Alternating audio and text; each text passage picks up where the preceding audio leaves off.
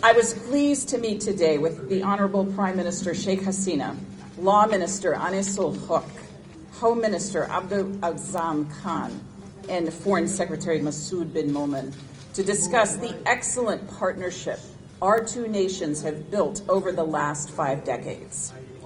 The United States looks forward to deepening our engagement with Bangladesh over the next 50 years and beyond.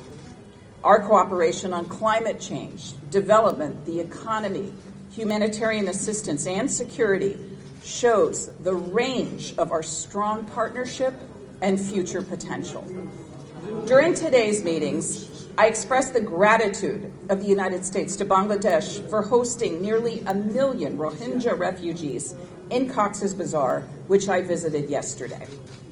The United States has provided more than $2.1 billion in humanitarian assistance to support refugees and host communities in Bangladesh and the region since August 2017.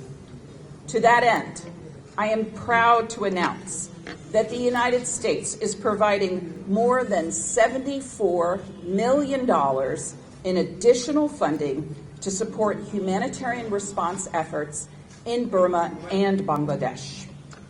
This includes nearly $61 million to support Rohingya internally displaced in Burma, as well as Rohingya refugees living here in Bangladesh and Bangladeshi host community members. The United States urges continued support by other donors and potential donors, and we support efforts to create the conditions for eventual, safe, dignified, informed, and voluntary return of Rohingya, conditions that do not currently exist.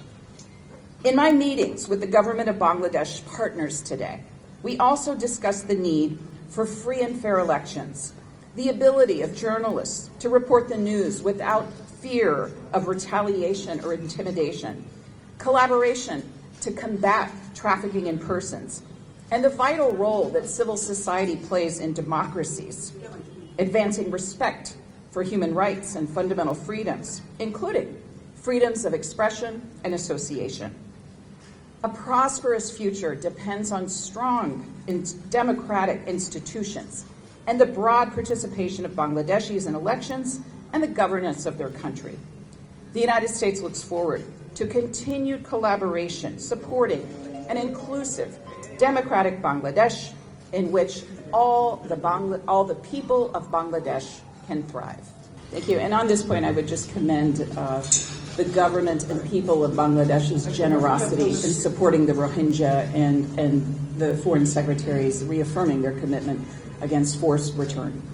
On the question of free and fair elections, I heard a strong commitment from the Honorable Prime Minister and all of the government ministers with whom I had the pleasure to meet today in support of free and fair and peaceful elections. And the United States, as part of our global human rights policy, supports free and fair and peaceful elections, and we want to do our part as a longtime partner of Bangladesh to help make this possible. I come here in recognition of the importance of our partnership with Bangladesh and to underscore the U.S. desire to deepen that partnership in support of our vision of a free and open Indo-Pacific anchored in resilience that is more resilient, more connected, more secure, and more prosperous. I think we had a constructive, productive, and engaging discussions.